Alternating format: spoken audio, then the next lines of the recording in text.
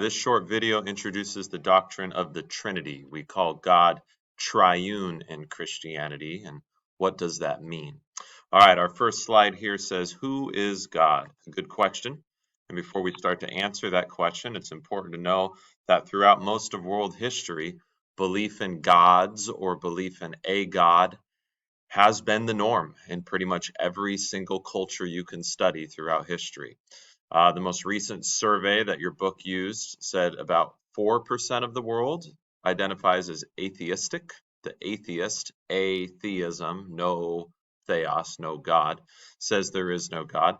And then roughly maybe 16% would say, I don't know. And that's agnosis, no knowledge, agnostic. So the agnostic has one of two positions. The soft agnostic might say, I don't know if there is a God.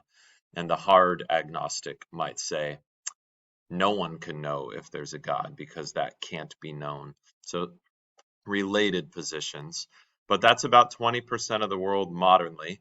So 80% of the world today would still identify within some sort of religious belief in God or gods. Now, what is that term? What is God? Martin Luther has a helpful definition for understanding God. He was, of course, the 1500s reformer within the Christian church. And here's what he says: a God is whoever or whatever we fear, love, and trust above all things. So the Lord in the Bible says that we are to worship God with all our heart, mind, soul, and strength. So if we worship something, right, we give it our fear, we give it our love, we give it our trust. Luther says, well, that's your God. And Jesus talks that way too, right? When he says things like, wherever your treasure is, there your heart will be also. Well, you've made a God out of that thing. Jesus talks a lot about the dangers of turning money into a God, right? You cannot serve both God and money, Jesus says. And the Greek word for that in the Bible is mammon, this false god of money that is tempting for so many people. Now, many false gods or idols are made out of materials like wood or stone or metal, and there's a lot of Bible verses on this. Let's look at a few of them. In Deuteronomy 4, Moses is warning the people of Israel not to worship gods made with hands, idols. He says, therefore, watch yourselves very carefully, since you saw no form on the day that the Lord spoke to you at Horeb. An alternate name for Mount Sinai is Mount Horeb. You saw no form on the day that the Lord spoke to you at Horeb out of the midst of the fire. Beware lest you act corruptly by making a carved image for yourselves in the form of any figure, the likeness of male or female, the likeness of any animal that is on the earth, the likeness of any winged bird that flies in the air, the likeness of anything that creeps on the ground, the likeness of any fish that is in the water under the earth. And beware lest you raise your eyes to heaven, and when you see the sun and the moon and the stars, all the host of heaven, you be drawn away and bow down to them and serve them, things that the Lord your God has allotted to all the peoples under the whole heaven. Deuteronomy 4 later says, and there you will serve gods of wood and stone, the work of human hands, that neither see nor hear nor eat nor smell.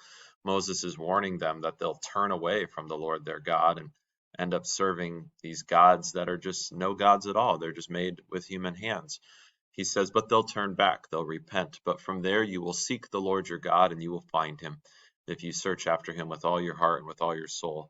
When you are in tribulation, trouble, and all these things come upon you in the latter days, you will return to the Lord your God and obey his voice. For the Lord your God is a merciful God. He will not leave you or destroy you or forget the covenant, the promise with your fathers that he swore to them.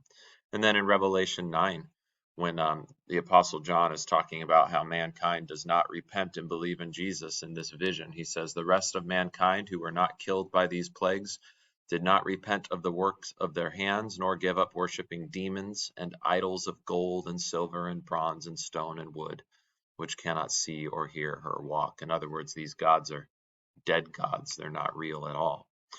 In 1 Corinthians, Paul says, we know that an idol is nothing at all in the world, and that there is no God but one. For even if there are so-called gods, whether in heaven or on earth, as indeed there are many gods and many lords, yet for us there is but one God, the Father, from whom all things came and for whom we live. And there is but one Lord, Jesus Christ, through whom all things came and through whom we live. So Paul makes it clear that there's only one God, the true God, and that these other idols are not true gods at all.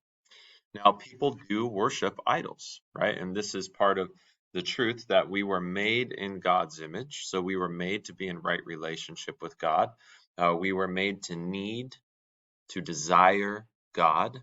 And we were made to not only be loved by Him, but to honor and thank and praise Him and serve Him by serving our neighbor in return for the Father's love for us. And all of those things are worship. You were made to worship.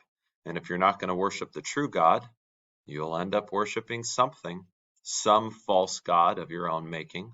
And the word for this is idols, just as so many societies throughout history have worshiped false gods of their own making, gods of wood or stone or metal. In America, we worship false gods too. Maybe not wood or stone or metal, but maybe people worship the God Jesus warned against, mammon, money. Maybe people worship gods of pleasure, seeking after things like sex, drugs, and rock and roll. Maybe people worship power, constantly, ambitiously seeking to become in positions of authority and more powerful over others. All of these things can serve to be false gods to people. Now, how can we know the true God?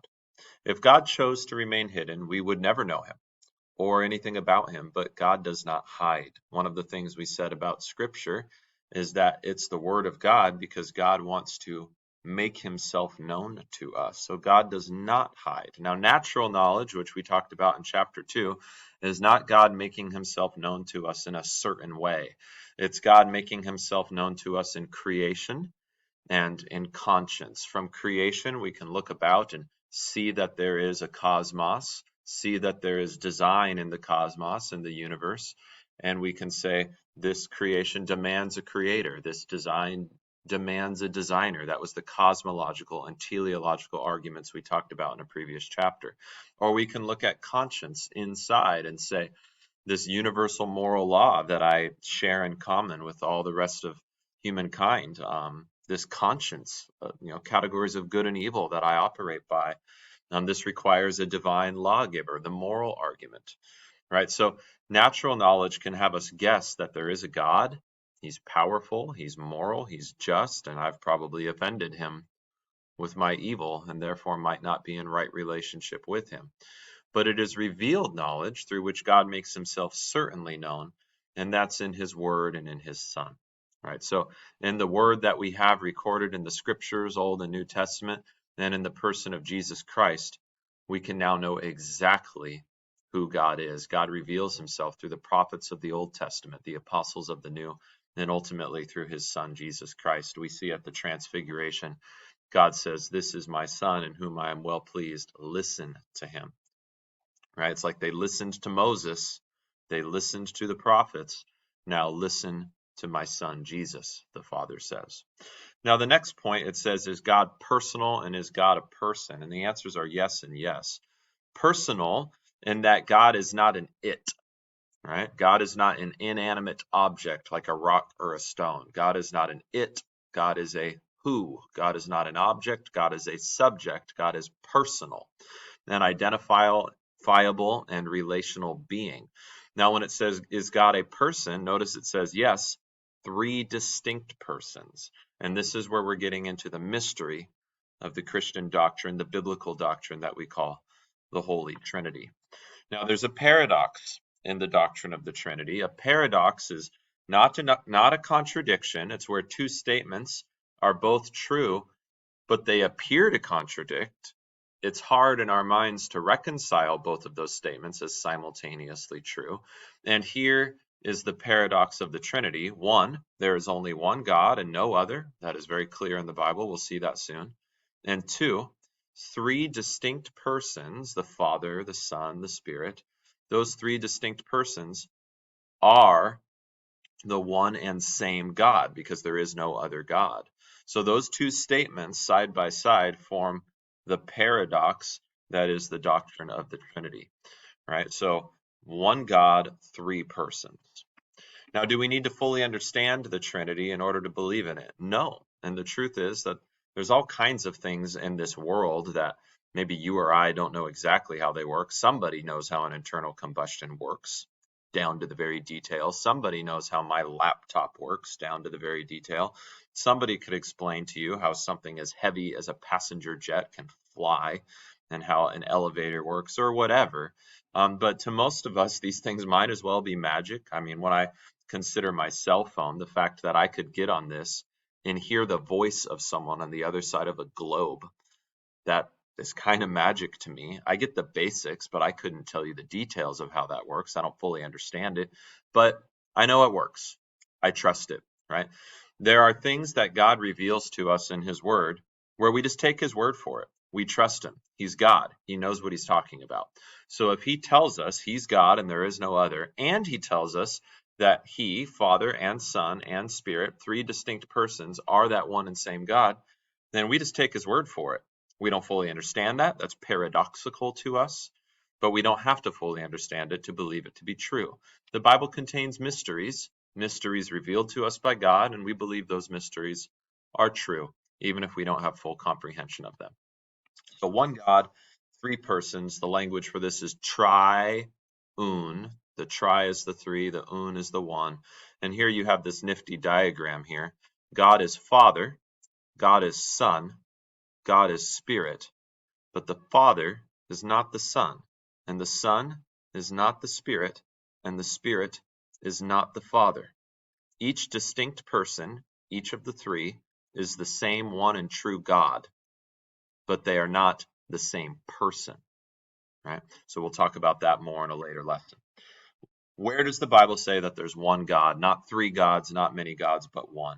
Isaiah 45, I am the Lord God, and there is no other. Apart from me, there is no God. Isaiah 44, I am the first, and I am the last. Beside me, there is no God. Deuteronomy 6, Hear, O Israel, the Lord our God, the Lord is one. And Jesus quotes that in Mark 12. That's called the Great Shema. Hear, O Israel, the Lord our God, the Lord is one. That was a Hebrew creed going all the way back to the Torah.